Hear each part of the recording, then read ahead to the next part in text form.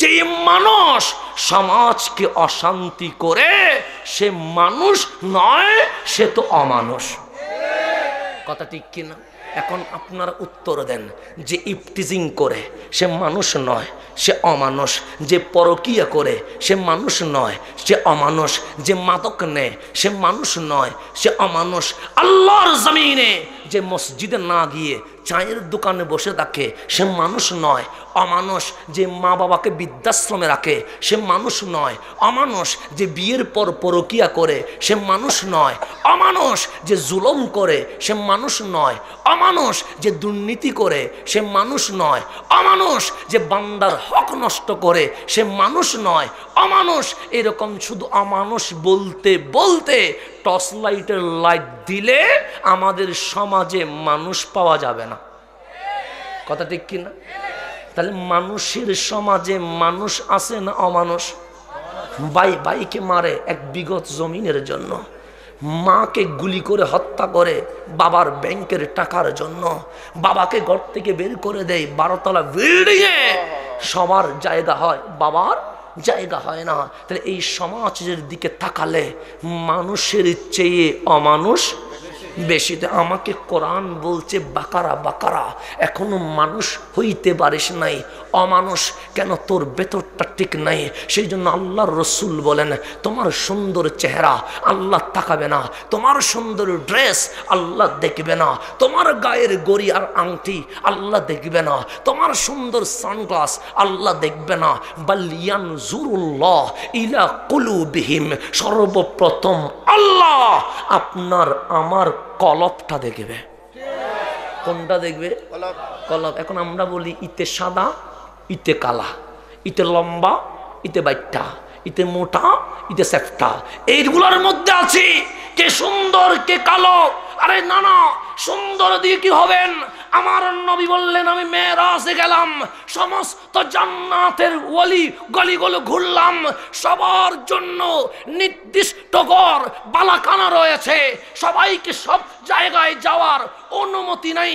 কিন্তু আমি নবী যখন জান্নাতের ওয়ালিতে গলিতে রুমে রুমে বাগানে ঘুরতে লাগলাম, একটা উম্মত পেলাম, সামিতু কারআ নিআলিহি, আমি জান্নাতে তার জুতার আওয়াজ শুনেছি।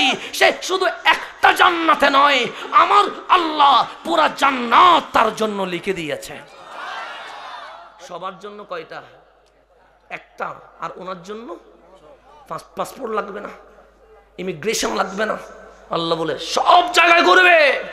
আল্লাহর নবী মুস্কি হাসি দিয়ে বলেন, ও সাহাবে জানো মান হুয়া, সে কে? সবাই বললেন, জান্নাত দিয়েছেন আল্লাহ, দেখেছেন রাসূলুল্লাহ। আমরা জানবো কেমন? দিয়েছেন কে? আল্লাহ। দেখেছেন তা আমরা জানবো কেমনে? আমার নবী হাসি দিয়ে বলে, আনতা ইয়া বেলাল, বেলাল জান্নাত তো তুমি নিয়ে নিয়েছো। তা বেলাল সাদা ছিল না কালো ছিল? সবচেয়ে কালো ছিলেন সৈয়দুনা, কিন্তু এই কালো বেলাল পুরা জান্নাত নিয়ে নিছে। তা আপনি সাদা হয়ে কি করবেন? সেই জন্য কালো আর সাদা এটা বড় বিষয় নয়, লম্বার বাটি এটা দেখার বিষয় নয়। দেখার বিষয় আমরা কে কতটুকু আল্লাহর রাজি করতে পেরেছে। কথা ঠিক কিনা? তাহলে বাকারা আমাদেরকে বলছে অমানুষ। কি মানুষ? এখন আমি কোরআনের কাছে এসে বললাম, কোরআন আমি অমানুষ। আমি কি কি হতে চাস? মানুষ হইতে চায়। কোরআন বলে নিজের ইচ্ছায় চলা যাবে না, স্বাধীন বাংলার স্বাধীন নাগরিক, এই যুক্তিতে হাঁটা যাবে না, যেমন ইচ্ছা তেমন চলবো এই কথা বলা যাবে না। কোরআন মানুষ হতে হলে আমাকে একটা গাইডলাইন দাও না, কি করব? কোরআন বলে মা আতা কুমুর রাসূল ফাখুজুহু, সোনার মদিনার কামলিওয়ালার দরবারে চলে যা, উনি যা বলে তা মানো, যা নিষেধ করে দূরে সরে যাও। তুমি অমানুষ থেকে মানুষ হয়ে যাবে। তুমি মানুষ থেকে কি হয়ে যাবে? অমানুষ হয়ে যাবে। কোরআন গাইডলাইন দিল, আতিউল্লাহ ওয়া আতিউর রাসূল, আল্লাহর ইতাআত, রাসূলের ইতাআত, রাসূলের ইতাআত, আল্লাহর ইতাআত। আপনি যখন রসুলকে মডেল নিলেন, আদর্শ নিলেন, কোরআন করলেন, কোরআন বলে ইউদিল্লু বিহি কাসীরা, অনেকেই এই কোরআন পড়ে পথভ্রষ্ট হয়ে যাবে। আমি বললাম আমার দরকার নাই, কি চাস? আমি বললাম ওয়াহদি বিহি কাসীরা, যারা হেদায়েত পেয়েছে ওনাদের পথ ধরে চলতে চায়। আমি কোরআনের মাধ্যমে জান্নাত পেতে চাই। কোরআন বলে গুনাহ করেছিস? আমি বললাম গুনাহ করেছি বলেই তো বাকারা ডেকেছ। কি করেছি বলে? গুনাহ করেছি বলেই তো বাকারা ডেকেছ। গুনাহ না করলে তো মানুষ ডাকতা। আমার ভেতরে গুনাহ বলেই তো অমানুষ হয়েছি। কোরআন বলে গুনাহ কেমন করেছিস? আমি বললাম আমি খানায়ে কাবার সামনে দাঁড়িয়েছিলাম, কিন্তু আমার মন বলে উঠেছে তোর গুনাহগুলো মাফ হওয়ার মতো নয়। আমি হাজারে আসওয়াদ চুমু দিয়েছিলাম, আমার মনটা কেন জানি চটপট করছে। আমি জমজমের পানিগুলো পান করেছিলাম, কিন্তু অশান্ত মনেই রয়ে গেছে। আমি আরাফার জমিনে চোখের পানি ছেড়ে দিলাম, কিন্তু এরপরেও আমার মন বলেছে গুনাহগুলো ক্ষমা হওয়ার মতো নয়। কোরআন বলে এত বড় গুনাহগার তুই। আমি বললাম আমার সকল দিক বন্ধ হয়ে গেছে, সকল দরজা ক্লোজ হয়ে গেছে। কোরআন বলে এখন কি চাস? আমি বললাম গুনাহগুলো মাফ করাইতে চায়।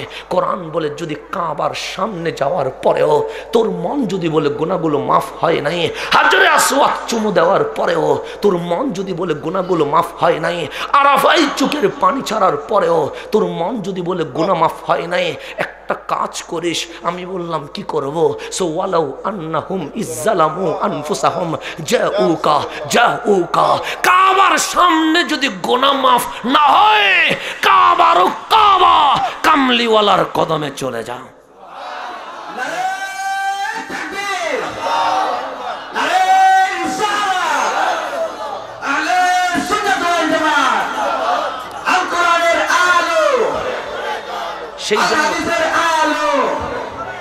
সেই জন্য আমার রসুল বলেন, কোরআন বলছে গুনাহ করলে জাউকা, নবীর দরবারে। কার দরবারে? কোরআন আপনাকে শিরিক শিখাইতে পারে না, শিরিক শিখাইতে পারে না। শিরিকের ফতোয়া যেখানে সেখানে চলে না। তাই গুনাহ করলে আপনাকে কোরআন বলছে কার দরবারে? সেই জন্য আমার নবী বলছেন 63 বৎসর চলে আসলো, 12ই রবিউল আউয়াল সোমবার চলে আসলো, চলে যাবে এমন মুহূর্ত চলে আসলো।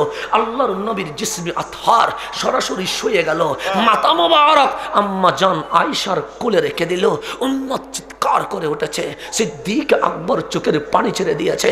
ফারুক আজম বলে আমার নবীর মরা বললে আমি গলা 2 ভাগ করে ফেলবো। উসমান যুন্নুরাইন কারো দিকে তাকাতে পারছে না। মাওলা আলী কোনো স্থির নাই। আনসার ও মুহাজির যখন চিৎকার মেরে উঠেছে, আমার নবী আবার উঠে গেলেন। এখন বিদায় নেওয়ার পালা, কিন্তু সাহাবায়ে কেরামের কান্নার কারণে ডাক দিলেন, ইয়া আসহাবি, এ আমার সাহাবী, মা বালুকুম, তোমাদের কি হলো? কাঁদছো কেন? তোমাদের কান্নার পিছনে কস কি, কারণ কি? সাহাবায়ে কেরাম বলে, নবী রে আপনি চলে যাবেন বুঝে গেছে, কারণ আপনি রসুল বিদায় নিয়েছেন, কিন্তু আপনি চলে যাওয়া আমাদের জন্য বড় দুঃখের। আপনি চলে যাওয়া আমাদের জন্য বড় আফসোসের। আপনি চলে যাওয়া এটা আমাদের জন্য বড় কান্নার। আমার নবী বললেন কেন? সিদ্দিক বলে, আন-নাযরু ইলা ওয়াজহিক, আমি চোখ দিয়ে সূর্য দেখতে চাই না, আমি চোখ দিয়ে আসমান জমিন দেখতে চাই না।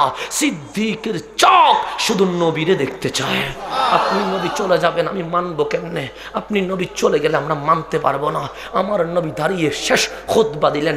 ইমাম হাইসামি বলেন, রিজালুহু সিকাত, এই হাদিসের প্রত্যেক রাবী সিকা, এই হাদিসকে অস্বীকার করার কোনো সুযোগ নাই। আমার নবী বললেন, কাঁদিও না ও আমার সাহাবী, হায়াতি খায়রুল লাকুম, আমার জীবন, আমার মিলাদ, আমার সিরাত তোমাদের জন্য বড় আনন্দের। তবে শোনো, আমার মরণটা তোমাদের জন্য কান্নার নয়, আমার ওয়াফাত তোমাদের জন্য দুঃখের নয়। ওয়া মামাতি খায়রুল লাকুম, আমার ইন্তেকাল আমার উম্মতের জন্য আনন্দের হয়ে গেছে। নবীর ইন্তেকাল দুঃখের না আনন্দের? কে বলেছে? আমি বলেছি? আমার বাবা বলেছে? না, রাসূল বলে উম্মত ওয়াফাতুন নবী পালন করা লাগবে না, নবীর ইন্তেকাল বার্ষিকী পালন করা লাগবে না, রাসূলের ইন্তেকালে কান্না করা লাগবে না। ওয়া মামাতি খায়রুল লাকুম, আমার ইন্তেকাল তোমাদের জন্য উৎসব, আনন্দের উত্তম নবীরে কেমনে সে মরার কারণে মরে যায় নাই। আমি নবী মরা নই, আমি নবী তো জিন্দা নবী। আমি নবী কি নবী? আমার নবী বলেন কি মনে করেছো শুয়ে আছে? না। কি মনে করেছো মাটির সাথে মিশে গেছে? না। আমার নবী বলেন উরিদাত আলাইয়া আমালুকুম উম্মত, তুমি যদিও বা হবিগঞ্জের জমিনে, তুমি যদিও বা সিলেট চট্টগ্রামে বসে আছো, তুমি যদিও বা আমেরিকা কানাডায় বসে আছো, শুনে রেখো সোনার মদিনা থেকে আমি নবী বিশ্বের সকল উম্মতের আমলের খবর রাখে। উরিদাত মানে উপস্থাপন করা হয়, আলাইয়া মানে আমি নবীর উপর, আমালুকুম মানে তোমাদের জিন্দেগির আমল। তাহলে আমরা যা করি নবীর দরবারে উপস্থাপন হয় কি হয় না? একটা জিনিস বুঝাইয়া দিই, একটু গভীরভাবে খেয়াল করবেন। এটা মোবাইল, মোবাইল তো সবারই আছে। এটা কি মোবাইল দিয়ে কি দিচ্ছে ওনারা? কি দিচ্ছেন? লাইভ দিচ্ছেন, কথা ঠিক না? মোবাইল দিয়ে কি দিচ্ছেন? এখন আমি যদি গরম হইয়া বলি তুমি লাইভ দিচ্ছ কেন? আমি মাহফিল করছি, সবাই তো আমাকে দেখতে পাচ্ছে, কথা ঠিক কিনা? এখানে আবার লাইভ দেওয়ার কি আছে? সে আমাকে বলবে হুজুর এখানের মানুষ দেখতে পাচ্ছে, কিন্তু আমাদের হবিগঞ্জের অনেক প্রবাসী আছে, রুটা এখানে পড়ে আছে, শরীরটা বিদেশের মাটিতে পড়ে আছে। তারা আমাদেরকে বলেছেন যেন লাইভে মাহফিল দেখানো হয়, তারাও বিদেশের মাটি থেকে আজকের মাহফিল লাইভে দেখবে, কথা ঠিক কিনা? তাহলে লাইভে উপকার হইল না অপকার হইল? উপকার হইল, কারণ সে লাইভ দেওয়ার কারণে আমার হবিগঞ্জের যে সৌদি আরবে আছে সে মোবাইল নিয়ে লাইভে দেখতে পাচ্ছে, যে আরব আমিরাতে আছে সে লাইভে দেখতে পাচ্ছে, যে আমেরিকা কানাডা ইউরোপে আছে সে লাইভে দেখতে পাচ্ছে। তাহলে বন্ধু আমার মোবাইল একটা, এইটা দিয়ে লাইভ চলছে, আর আমাদের হবিগঞ্জের প্রবাসী বিদেশের মাটিতে বসে আজকের মাহফিল সরাসরি দেখতে পাচ্ছে। এটা কি মানেন? মুখে দাড়ি রাখলে তো সে কালের হয়ে যায়, গায়ে জুব্বা দিলে তো সে কালের হয়ে যায়। তোমার চুলের কাটিং এর নাম কি? সে নেইমার কাটিং। তাহলে কাটিং এর মধ্যে একটা নাম আছে না নাই? আছে। আরেকজন যুবক দেখলাম কাপড় পরেছে, কি পরেছে? কিন্তু এমন ভাবে পরেছে যেন পরে নাই, এইদিকে সিরা, এইদিকেও সিরা, এইদিকেও সিরা। আমি ছেঁড়া কাপড় দেখে একটু মায়া জন্ম নিল, ডাক দিয়ে বললাম যুবক টাকা নাই, বলিস নাই কেন? আমাকে বললে আমি তোকে প্যান্ট কেনার কিছু টাকা দিতে পারতাম। যুবক গরম হয়ে বলে দেখ মিয়া এখনো পর্যন্ত আনস্মার্ট থেকে গেছো। আমি বললাম কি হয়েছে? যত সিরে তত নাকি আধুনিক হওয়া যায়। তো আমি বললাম এই স্টাইলের নাম কি? তখন হিন্দি কোনো সিনেমার নায়ক নাম মনে হয় সালমান, এই স্টাইলের নাম নাকি সালমান খান। তো আমি তো জানি না। তাহলে আমার যুবক চুল কেটেছে, কেউ নেইমারের মতো, কেউ মেসির মতো, কেউ কাপড় পরেছে সাকিব সালমানের মতো, কেউ কথা বলে খেলোয়াড়ের মতো। আমার বোন কাপড় পরেছে, কিন্তু পরলেও কেন জানি পরে নাই কোনো নায়িকার মতো। এখন আমি বললাম তোমার চুল এইরকম কেন, তোমার কাপড় এইরকম কেন, তোমার চলাটা এইরকম কেন? তখন যুবক যুবতী যুক্তি দে হুজুর বেশি কথা বলবেন না। আমি বললাম বেশি কথা বলতে চাই না, যে স্বাধীন বাংলার স্বাধীন নাগরিক, আমার যেমন ইচ্ছা তেমন চলবো। ঢাকা ইউনিভার্সিটি এটা আমাদের গর্ব, এটা আমাদের অহংকার। সেখানের শিক্ষিত যারা অনার্স মাস্টার্স করেছে ওনার একটা ব্যানার টাকিয়েছে কাপড় পোশাক পরিধানের অধিকার। কিসের অধিকার? পোশাক পরিধানের অধিকার, মানে পোশাক পরার অধিকার। তো পোশাক পরা মানে গায়ে কি থাকবে? পোশাক থাকবে। উপরে লেখা আছে পোশাক পরিধানের অধিকার, গায়ের দিকে তাকায়া দেখি পোশাকই নাই, লেখা আছে কি পোশাক পরিধানের অধিকার। আমি আর খুশি হয়ে গেছে, আমি বললাম আল্লাহু আকবার। আল্লাহর ওলি কেমনে জন্ম নিল যে লেখা আছে পোশাক পরিধানের অধিকার? তার মানে আমার বোন মা ফাতেমার মতো চলতে চায়, মা আয়েশার মতো চলতে চায়, আমার ভাই হাসনাইন করিমাইনের মতো চলতে চায়। পোশাকের দিকে নজর দিলাম, দেখলাম অনেকেই, দেখলাম গায়ের মধ্যে কাপড় নাই। আমি বললাম কিরে, পোশাক পরিধানের অধিকার লিখা, গায়ে কাপড় নাই কেন? সেই কাপড় না পরাটায় এটাই নাকি পোশাকের অধিকার। এটা কিসের অধিকার? আমরা বাংলাদেশে দুই ধরনের মানুষ দেখি। কয় ধরনের? আমার বাচ্চা যেমন 1 বছর 1 মাস, তার কাপড় খুললে আর কাপড় পরতে চায় না, তো তার মা জোর করে কাপড় পরায়। এটার নাম সভ্যতা। এটার নাম কি? সভ্যতা। মানে ও কাপড় পরতে চায় না, কিন্তু ওকে কি করায়? কাপড় জোর করে পরায়। এটার নাম সভ্যতা। আর একটা আছে মেন্টাল, পাগল। তারা কাপড় পরতে চায় না, কিন্তু পরিবার শিকল বেঁধে জোর করে কাপড় পরায়। তো ঢাকা ইউনিভার্সিটির ওরা না বাচ্চা না পাগল, একটাও না। তো আমি বললাম কিরে, এগুলো ডিউতে কি করে? এগুলোর তো পাটনায় ভর্তি করানো দরকার। কারণ এগুলো বাচ্চা হলে জোর করে পরাইতাম, এগুলো তো বাচ্চা নয়। তো বাচ্চা যদি না হয় তাহলে পাগলের কাতারে পড়ে। তো পাগল কখনো ঢাকা বিশ্ববিদ্যালয়ে থাকতে পারে না, তাদেরকে পাটনায় পাঠিয়ে দেওয়া উচিত। তো তুমি যদি চাও কাপড় খুলে ফেলবে, অবশ্যই খুলে ফেলো, এটা আমার কোনো আপত্তি নাই। কিন্তু 90% মুসলমানের দেশে কেউ যদি কাপড় খুলতে চায়, আমরা কাপড় খুলতে দিব না, আমরা কাপড় খুলতে দিব না। তোমাকে ব্রাজিলের আমাজনে যাইয়া পশুদের সাথে বসবাস করতে হবে।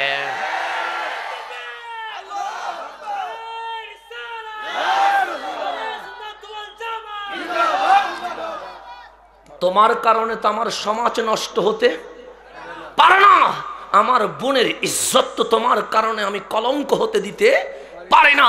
অনেকেই বলে সুলকাই কেন? বাংলাদেশ শাহজালালের দেশ, বাংলাদেশ শাহপরানের দেশ, বাংলাদেশ 360 বারে আউলিয়ার দেশ। এই দেশে নাস্তিক কথা বলবে, শাহজালালের সন্তানরা থাকতে আমরা তাদেরকে কখনো কথা বলতে দিব না। কেউ যদি চাই ইসলাম মুছে যাক, বিসমিল্লাহ মুছে যাক, আমরা তাকে মুছে দিব। ইসলাম পতাকা উড্ডীন হতে থাকবে ইনশাআল্লাহ। এই বাংলায় তুমি চাইলে কাপড় খুলবে, আর 90% মুসলিম তা মেনে নিবে, কখনো হতে পারে না। এখন আমার ভাই যুক্তি দিচ্ছেন, স্বাধীন বাংলার স্বাধীন নাগরিক নেইমারের মতো চুল রাখবো তুর্কি, নায়কের মতো প্যান্ট পরবো তুর্কি, ওর মতো করে হাঁটবো তুর্কি। ব্রাজিলের পতাকা তো তুলেছে, আর্জেন্টিনার পতাকা তুলেছে, সোনার বাংলার লাল সবুজের পতাকা তার গড়ে কোনোদিন উঠে নাই। এটার নাম নাকি দেশপ্রেম। আরে দেশপ্রেম যদি শিখতে চাও, আহলে সুন্নাত ওয়াল জামাতের কাছে শিখো। আমরা ব্রাজিল আর্জেন্টিনার পতাকা তুলি নাই, আমরা সোনার বাংলার লাল সবুজের পতাকা তুলে দিয়েছে। কথা ঠিক কিনা? এখন দেশপ্রেম ভরে গেছে আর্জেন্টিনার ভেতরে, এখন দেশপ্রেম চলে গেছে ব্রাজিল। কোন ব্রাজিল? তুমি কি নেইমারের হাতটা দেখো নাই? তুমি কি মেসির হাতটা দেখো নাই? সেখানে একটা সাইন আছে, এক চোখ, এক চোখ। এটা দাজ্জালের নিদর্শন। তারা দাজ্জালের জন্য ওয়াইট করছে। কোন ব্রাজিল? যেখানে আজান হয় না। কোন আর্জেন্টিনা? যেখানে তোমার ইসলামের নাম নিতে দেয় না। তুমি মুসলমানের ছেলে যারা দাজ্জালের জন্য অপেক্ষা করছে, যারা তোমার আজান বন্ধ করে দিয়েছে, যা তোমার ধর্মের নাম নিতে দেয় না, তুমি তার জন্য জান দিয়ে দিচ্ছ, তুমি তার জন্য বাংলার জমিনে মারামারি বাজিয়ে দিচ্ছ, তুমি তার জন্য এই বাংলার শান্তিময় পরিবেশকে তুমি অশান্তি করছো। কখন বুঝবে যে যাকে ভালোবাসে তার সাথেই তার কবর হাসর নসর হবে? কথা ঠিক কিনা? এখন আমার যুবক যুক্তি দিয়েছে সুন্দর, স্বাধীন বাংলা স্বাধীন নাগরিক, যেমন ইচ্ছা তেমন করে চলবো, সুন্দর যুক্তি। এখানে যারা বসে আছেন তোর মধ্যে 3 নাম্বার যিনি, কয় নাম্বার? 3 নাম্বার। উনি পুলিশ না আমার ভাই? আপনি পুলিশে না? হ্যাঁ। এখন ওনাকে জিজ্ঞেস করেন আপনি কি পুলিশ? উনি বলবে অবশ্যই আমি পুলিশ। আপনি কি নিজের ইচ্ছায় কাপড় পরতে পারবেন? কেন? কারণ আপনার পুলিশে একটা ল আছে, কাপড় পুলিশের নিয়মে পরতে হবে। কথা ঠিক কিনা? ওনার চুল চাইলে ওনার ইচ্ছে মতো কাটতে পারবে? পারবে না। ওনাকে পুলিশের যে ল আছে সেই অনুযায়ী চুল কাটতে হবে। আমি চাইলে অন্য কোনো ব্র্যান্ডের জুতো পরতে পারবো, কিন্তু উনি চাইলে যে কোনো ব্র্যান্ডের জুতো পরতে পারবে না। ওনাকে ওনার পুলিশের দেওয়া জুতো পরতে হবে। ওনাকে যদি বলি চলেন না, আমি স্বাধীন বাংলার স্বাধীন নাগরিক, সেন্ট মার্টিন থেকে ঘুরে আসি, উনি বলবে ভাই আপনি যান। আমি বলবো আপনি যাবেন না। উনি বলবেন না ভাই আমি পুলিশে আছি, আমি নিজের ইচ্ছায় সেন্ট মার্টিন যেতে পারবো না, পুলিশের নিয়ম অনুযায়ী আমাকে যেতে হবে। তাহলে বন্ধু তুমি বলেছ স্বাধীন বাংলার স্বাধীন নাগরিক যেমন ইচ্ছা তেমন চুল রাখবে। তুমি বলেছ স্বাধীন বাংলার স্বাধীন নাগরিক যেমন ইচ্ছা তেমন কাপড় পরবে। তুমি বলেছ স্বাধীন বাংলার স্বাধীন নাগরিক যেমন ইচ্ছা তেমন হাঁটবে। তুমি বলেছ স্বাধীন বাংলার স্বাধীন নাগরিক যেমন ইচ্ছা তেমন বলবে। তোমার ভাই পুলিশে জব করে, তিনি স্বাধীন বাংলার স্বাধীন নাগরিক, কিন্তু চুল নিজের ইচ্ছে মতো কাটতে পারে নাই। উনি স্বাধীন বাংলার স্বাধীন নাগরিক, ওনার ইচ্ছে মতো কাপড় পরতে পারে নাই। উনি স্বাধীন বাংলার স্বাধীন নাগরিক, ইচ্ছে মতো উনি ঘুরতে পারে নাই। পুলিশের নিয়ম অনুযায়ী ওনাকে চুল কাটতে হয়েছে, পুলিশের নিয়ম অনুযায়ী ওনাকে কাপড় পরতে হয়েছে, পুলিশের নিয়ম অনুযায়ী ওনাকে চলতে হয়েছে। একজন পুলিশ, একজন র্যাব, একজন আর্মি, যদি পুলিশ আর্মির ল অনুযায়ী চুল কাটতে হয়, কাপড় পরতে হয়, জুতো পরতে হয়, তুমি মুসলমান, তুমি তো রহমতুল লিল আলামিনের উম্মত। তোমার আদর্শ কোনো নায়ক নয়, তোমার আদর্শ কোনো নায়িকা নয়, তোমার আদর্শ কোনো খেলোয়াড় নয়। কোরআন বলে লাকাদ কানা লাকুম ফি রাসূলিল্লাহি উসওয়াতুন হাসানা। যুবক যুক্তি দিও না স্বাধীন বাংলার স্বাধীন নাগরিক, না না না না, তুমি স্বাধীন বাংলার স্বাধীন নাগরিক নয়, তুমি সর্বপ্রথম মুসলমান, তুমি দয়াল নবীর উম্মত। তোমার চুল নেইমারের মতো হতে পারে না, তোমার কাপড় নায়কের মতো হতে পারে না। তোমার চুলের কাটিং, তোমার কাপড়, তোমার চলা ফেরা কামলিওয়ালার সুন্নাত অনুযায়ী হতে হবে। কথা ঠিক কিনা? এর বাইরে যাওয়ার কোনো সুযোগ আছে? তা তুমি যদি বলো নেইমারের মতো চলবো, এটা তো লজ্জার বিষয়। তুমি যদি বলো নায়কের কাপড় পরবো, এটা তো লজ্জার বিষয়। তোমার নায়ক কোনো ইন্ডিয়ার মানুষ নয়, তোমার খেলোয়াড় কোনো ব্রাজিল আর্জেন্টিনা নয়, তোমার আদর্শের নাম রহমতুল্লিল। কথা ঠিক কিনা? এখন আসেন বন্ধু, আমার সামনের দিকে চলতে লাগলাম, আমার হাফ ঘন্টা পার হয়ে প্রায় 40 মিনিট হয়ে গেছে। ছেড়ে দিব না? 40 মিনিট হয়ে গেছে, বেশি হইলে তো সমস্যা আবার। এখন আসেন সামনের দিকে যায়। এই কোরআনটা গাইডলাইন, কথা ঠিক কিনা? তাহলে কোরআনের আগে এসেছেন রহমতুল্লিল। রসুল যেইভাবে কোরআন শিখিয়েছে আমাদেরকে সেইভাবেই কোরআন বুঝতে হবে, এর বাহিরে বোঝার কোনো সুযোগ নাই। এখন আসেন বন্ধু আমার, গভীরভাবে খেয়াল করবেন কোরআনটা কি, কোরআনটা কি একটু আগে মনে রাখেন। কোরআনটা কি? এখানে লেখা আছে সূরাতুল ফাতিহা। ফাতিহা মানে ভূমিকা, ফাতিহা মানে ইন্ট্রোডাকশন, ফাতিহা মানে শুরু কথা, ফাতিহা মানে উপস্থাপনা। তো আল্লাহ বললেন কোরআনের একটা ভূমিকা লাগবে, এই ভূমিকার নাম সূরাতুল ফাতিহা। কথা ঠিক কিনা? কিন্তু মূল আলোচনা প্রথম পারা আলিফ লাম মিম, এটার নাম সূরাতুল বাকারা। সূরাতুল বাকারা মানে গাবি, অর্থাৎ গরুকে বোঝানো হয়েছে, গরুর স্ত্রীলিঙ্গ। এখন আপনারা বলেন কোরআন কি গরু পড়তে পারবে? লিখা আছে বাকারা, লিখা আছে কি বাকারা মানে কি গাবি। আপনাদের গোয়ালঘর আছে না নাই? আছে। গোয়ালঘরে যদি কোরআন নিয়া গাবিরে যদি বলেন গাবি, আল্লাহ বলছে বাকারা তুই কোরআন পড়, গাবি কি কোরআন পড়তে পারবে? গাবি তো কোরআনের পৃষ্ঠাও বুঝবে না। এখন আল্লাহরে জিজ্ঞেস করেন মাওলা তুমি বাকারা দিলা, এটা তো মানুষই পড়বে, কথা ঠিক কিনা? গরু তো পড়বে না, ছাগল তো পড়বে না, সিংহ তো পড়বে না, পশু পাখি তো পড়বে না, তো বাকারা দিলা কেন? প্রশ্ন আছে না নাই? তো আমাদের পরামর্শ, অনেকে পরামর্শ দেয় না, একটু বেশি বুঝি আল্লাহরও দিতে চাই। তো অনেক সময় আমরা আল্লাহরে পরামর্শ দিতে চাই। এখন অনেকে আল্লাহরে পরামর্শ দিচ্ছে, মাওলা নামটা ভুল হয়েছে। তা আল্লাহ বলে কেমনে ভুল? সে লিখছো তো বাকারা, এখানে তো গাবি পড়বে না। তা আল্লাহ বলে কি হওয়া উচিত? তখন আমরা বললাম সূরাতুল ইনসান হওয়া উচিত, সূরাতুল বশর হওয়া উচিত, কারণ কোরআন পড়বে মানুষে, কোরআন পড়বে তো নাম তো হওয়া উচিত সূরাতুল ইনসান, মানুষের নামে সূরাতুল বশর। এখন বশরও দেয় না, ইনসানও দেয় না, দিল সূরাতুল বাকারা মানে গাবি। তো আল্লাহ কি বুঝাইলা? আল্লাহ বলে আমারটা ঠিক, বান্দা তোরটা ঠিক নাই। আমরা বললাম কেন? যে তুই যখন কোরআনের কাছে এসেছিস, তোর ভেতরে গুনাহ আছে, তোর ভেতরে হিংসা আছে, তোর ভেতরে নিন্দা আছে, তোর ভেতরে সমালোচনা আছে। তো ভেতরটা ঠিক না হইয়া উপরে মানুষ হলে সে মানুষ হয় না, সে তো অমানুষ হয়ে যায়। সে কি হয়ে যায়? কাল আনআম, আমার ভাই বলেছেন চতুষ্পদ জন্তুর মতো হয়ে যায়। এখন আপনাকে যদি বলি, আমি ক্লাস 8-এ ছিলাম, ক্লাস রোল নাম্বার 2 হয়েছি, কত 2 আর কি।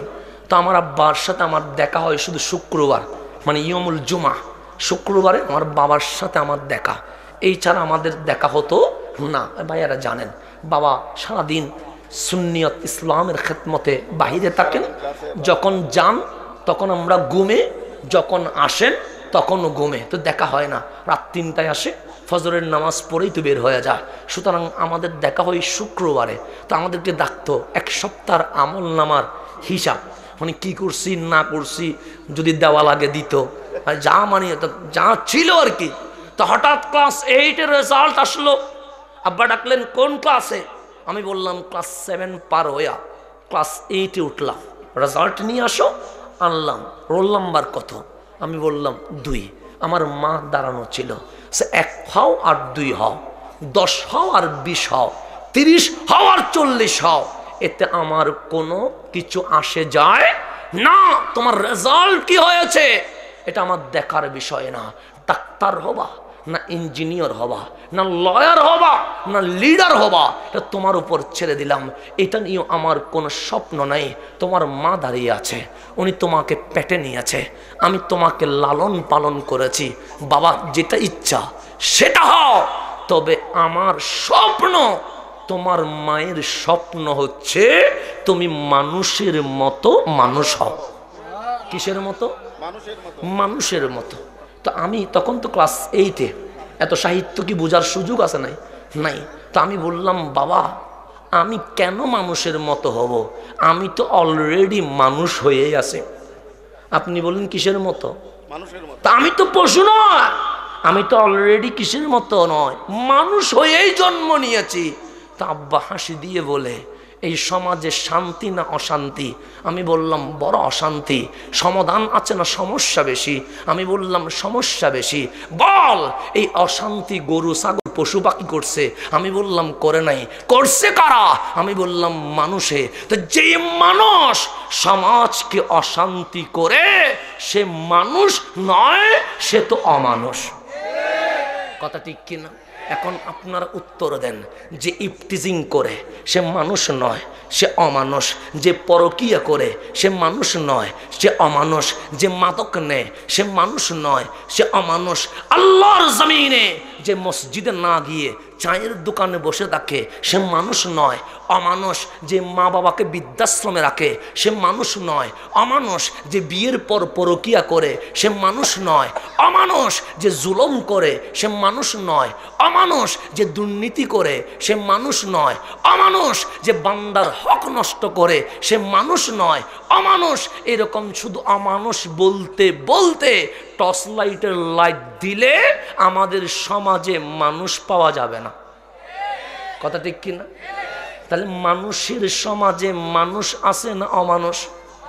ভাই ভাইকে মারে এক বিঘত জমিনের জন্য, মাকে গুলি করে হত্যা করে বাবার ব্যাংকের টাকার জন্য, বাবাকে ঘর থেকে বের করে দেয় 12 তলা বিল্ডিংয়ে, সবার জায়গা হয় বাবার জায়গা হয় না। তাহলে এই সমাজের দিকে তাকালে মানুষের চেয়ে অমানুষ বেশিতে আমাকে কোরআন বলছে বাকারা বাকারা, এখনো মানুষ হইতে পারিস নাই, অমানুষ কেন, তোর ভেতরটা ঠিক নাই।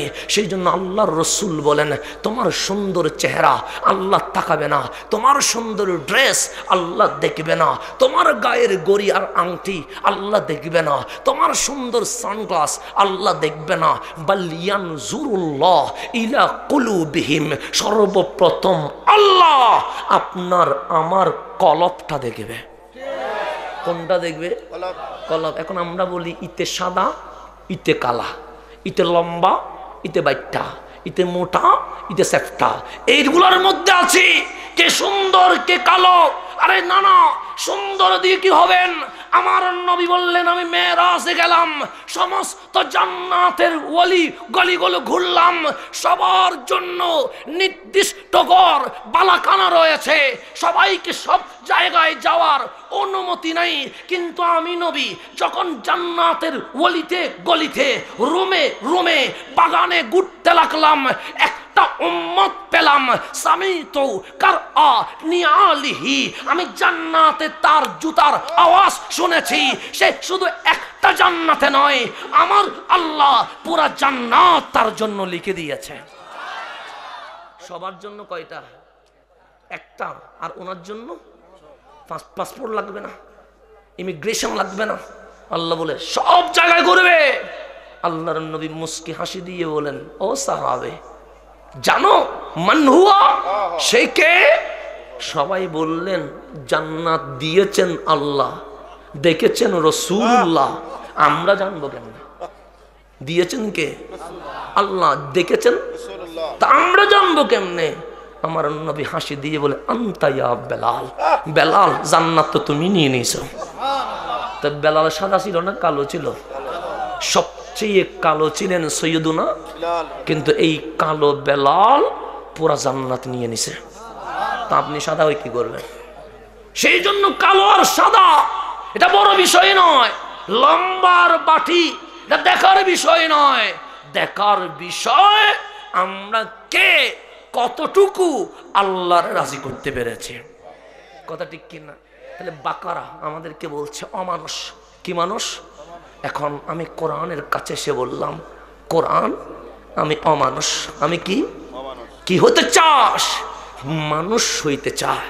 কোরআন বলে নিজের ইচ্ছায় চলা যাবে না, স্বাধীন বাংলার স্বাধীন নাগরিক এই যুক্তিতে হাঁটা যাবে না, যেমন ইচ্ছা তেমন চলবো এই কথা বলা যাবে না। কোরআন মানুষ হতে হলে আমাকে একটা গাইডলাইন দাও না, কি করব? কোরআন বলে মা আতা কুমুর রাসূল ফাখুজুহু, সোনার মদিনার কামলিওয়ালার দরবারে চলে যা, উনি যা বলে তা মানো, যা নিষেধ করে দূরে সরে যাও। তুমি অমানুষ থেকে মানুষ হয়ে যাবে। তুমি মানুষ থেকে কি হয়ে যাবে? অমানুষ হয়ে যাবে। কোরআন গাইডলাইন দিল আতিউল্লাহ ও আতিউর রাসূল, আল্লাহর এতাআত, রসুলের এতাআত, রসুলের এতাআত, আল্লাহর এতাআত। আপনি যখন রসুলকে মডেল নিলেন, আদর্শ নিলেন, কোরআন করলেন, কোরআন বলে ইউদিল্লু বিহি কাসীরা, অনেকেই এই কোরআন পড়ে পথভ্রষ্ট হয়ে যাবে। আমি বললাম আমার দরকার নাই, কি চাস? আমি বললাম ওয়াহদি বিহি কাসীরা, যারা হেদায়েত পেয়েছে ওনাদের পথ ধরে চলতে চায়। আমি কোরআনের মাধ্যমে জান্নাত পেতে চাই। কোরআন বলে গুনাহ করেছিস? আমি বললাম গুনাহ করেছি বলেই তো বাকারা ডেকেছ। কি করেছি বলে? গুনাহ করেছি বলেই তো বাকারা ডেকেছ। গুনাহ না করলে তো মানুষ ডাকতা। আমার ভেতরে গুনাহ বলেই তো অমানুষ হয়েছি। কোরআন বলে গুনাহ কেমন করেছিস? আমি বললাম আমি খানায়ে কাবার সামনে দাঁড়িয়েছিলাম, কিন্তু আমার মন বলে উঠেছে তোর গুনাহগুলো মাফ হওয়ার মতো নয়। আমি হাজারে আসওয়াদ চুমু দিয়েছিলাম, আমার মনটা কেন জানি চটপট করছে। আমি জমজমের পানিগুলো পান করেছিলাম, কিন্তু অশান্ত মনেই রয়ে গেছে। আমি আরাফার জমিনে চোখের পানি ছেড়ে দিলাম, কিন্তু এরপরেও আমার মন বলেছে গুনাহগুলো কম হওয়ার মতো নয়। কোরআন বলে এত বড় গুনাহগার তুই। আমি বললাম আমার সকল দিক বন্ধ হয়ে গেছে, সকল দরজা ক্লোজ হয়ে গেছে। কোরআন বলে এখন কি চাস? আমি বললাম গুনাহগুলো মাফ করাইতে চায়। কোরআন বলে যদি কাবার সামনে যাওয়ার পরেও তোর মন যদি বলে গুনাহগুলো মাফ হয় নাই, হাজরে আসওয়াদ চুমু দেওয়ার পরেও তোর মন যদি বলে গুনাহগুলো মাফ হয় নাই, আরাফাই চোখের পানি ছাড়ার পরেও তোর মন যদি বলে গুনাহ মাফ হয় নাই, একটা কাজ করিস। আমি বললাম কি করব? সো ওয়ালাউ আন্নাহুম ইজ্জালামু আনফুসাহুম জাউকা, কাবার সামনে যদি গুনাহ মাফ না হয়, কাবার কামলিওয়ালার কদমে চলে যাও।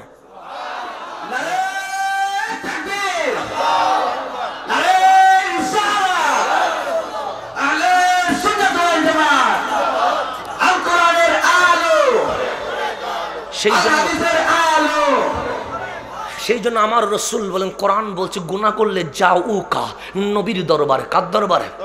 কোরআন আপনাকে শিরিক শিখাইতে পারে না, শিরিক শিখাইতে পারে না। শিরিকের ফতোয়া যেখানে সেখানে চলে না। তাই গুনাহ করলে আপনাকে কোরআন বলছে কার দরবারে? সেই জন্য আমার নবী বলছেন 63 বৎসর চলে আসলো, 12ই রবিউল আউয়াল সোমবার চলে আসলো, চলে যাবে এমন মুহূর্ত চলে আসলো।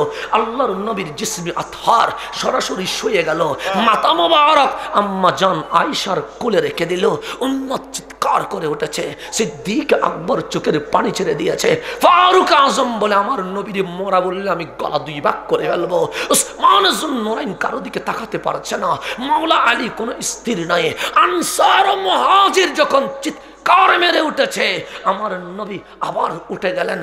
এখন বিদায় নেওয়ার পালা, কিন্তু সাহাবায়ে কেরামের কান্নার কারণে ডাক দিলেন, ইয়া আসহাবি, এ আমার সাহাবী, মা বালুকুম, তোমাদের কি হলো? কাঁদছো কেন?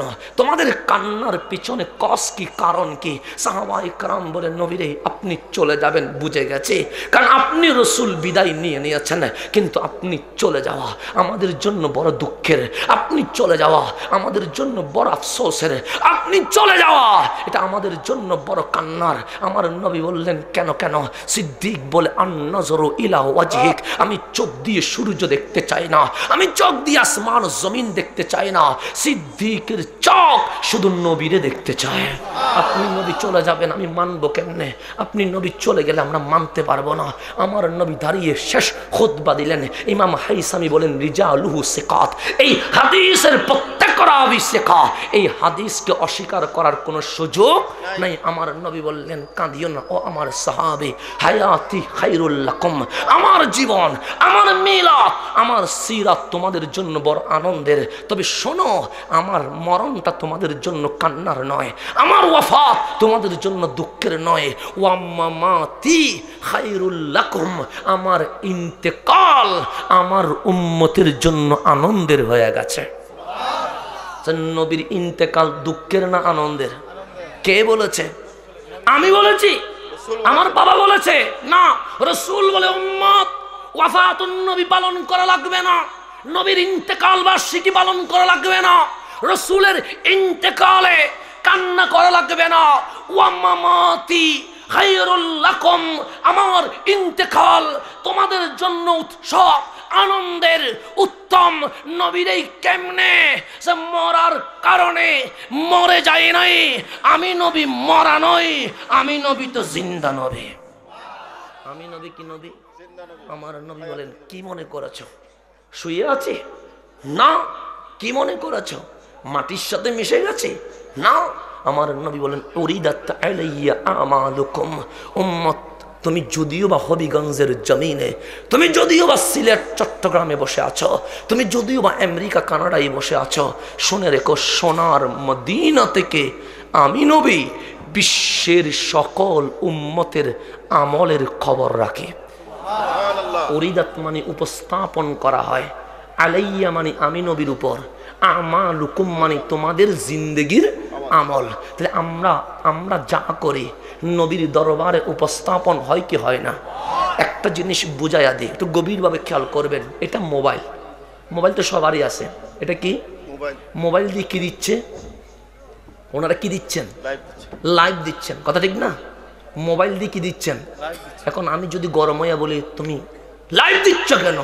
আমি মাহফিল করছি, সবাই তো আমাকে দেখতে পাচ্ছে, কথা ঠিক কিনা?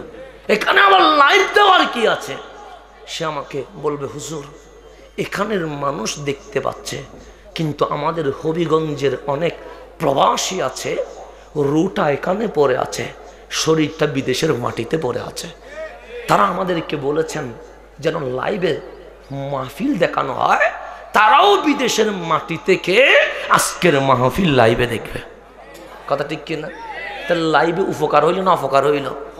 উপকার হইল, কারণ সে লাইভ দেওয়ার কারণে আমার হবিগঞ্জের যে সৌদি আরবে আছে সে মোবাইল নিয়ে লাইভে দেখতে পাচ্ছে, যে আরব আমিরাতে আছে সে লাইভে দেখতে পাচ্ছে, যে আমেরিকা কানাডা ইউরোপে আছে সে লাইভে দেখতে পাচ্ছে। তাহলে বন্ধু আমার, মোবাইল একটা, এইটা দিয়ে লাইভ চলছে, আর আমাদের হবিগঞ্জের প্রবাসী বিদেশের মাটিতে বসে আজকের মাহফিল সরাসরি দেখতে পাচ্ছে।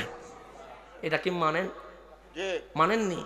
এটা মানতে কি কোনো জামিলা আছে? আবার মিলাদুন্নবী নিয়ে মারামারি করছেন আর কি, কোনো সমস্যা নাই, কিন্তু লাইভ নিয়ে তো মারামারি করেন নাই, কথা ঠিক কিনা? তাহলে মোবাইলে লাইভ সম্ভব কি সম্ভব নয়? সম্ভব। এখন মোবাইল শক্তিশালী না মানুষের ব্রেন শক্তিশালী? মানুষের ব্রেন, কারণ মানুষের ব্রেন না থাকলে তো মোবাইলে হতো না। তাহলে মোবাইলের চেয়ে মানুষের ব্রেন শক্তিশালী, মানুষের ব্রেনের চেয়ে কোটি কোটি গুণ শক্তিশালী আপনার নবী, আমার নবী রহমতুল্লিল আলামিন হবিগঞ্জের জমিন থেকে এক মোবাইলের লাইভের মাধ্যমে সৌদি আরব, দুবাই, ইউরোপ, আমেরিকার মানুষ যদি লাইভে দেখতে পায়, খোদার কসম আজকের এই মাহফিল সোনার মদিনা থেকে কামলিওয়ালা লাইভে দেখতে পাচ্ছে।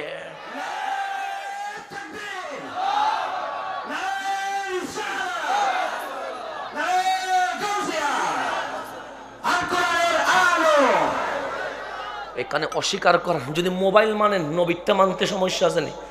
আমার ভাই মোবাইলেরটা মানছে, নবীরটা মানতে পারে না। মোবাইলেরটা মানছে আমার ভাই, কিন্তু কামলিওয়ালারটা মানতে পারে নাই। সোনার মদিনার সেই তালাল বদরু আলাইনারটা মানতে পারে নাই।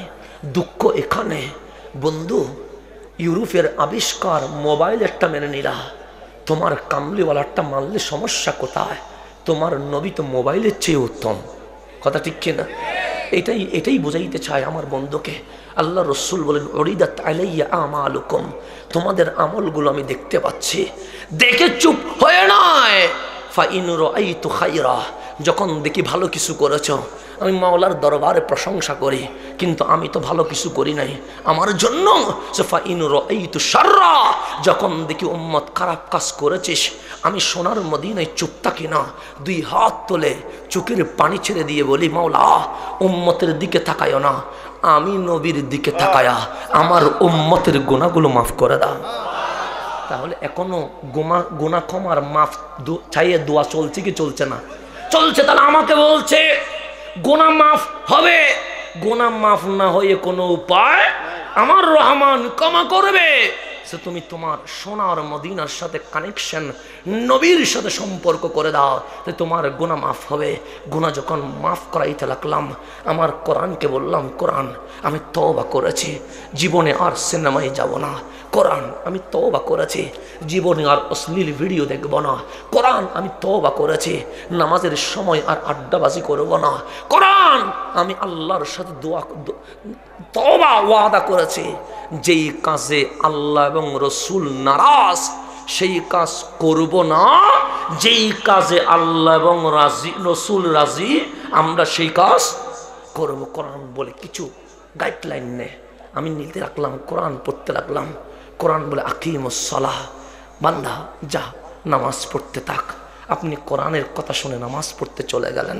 মাহে রমজান আসলো, কোরআন বলে কুতিবা আলাইকুমুস সিয়াম, এখন রোজা রাখতে থাক।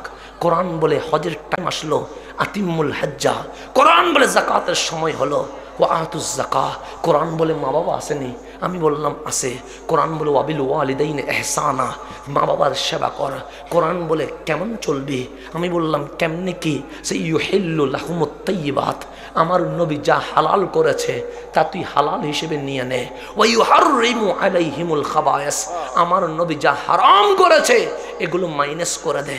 যখন কোরআন যা বলে আমি একটার পর একটা যখন মানতে লাগলাম, একটার পর একটা যখন মানতে লাগলাম, একটার পর একটা যখন মানতে লাগলাম, কোরআনের সর্বশেষ সূরার মধ্যে যখন আসলাম, কোরআন বলে সূরাতুন নাস, এতদিন অমানুষ ছিলি, আজ যখন কোরআন শেষ করেছিস আর অমানুষ নাই, তুমি মানুষ হইয়া আল্লাহর ওলি হয়ে গেছ।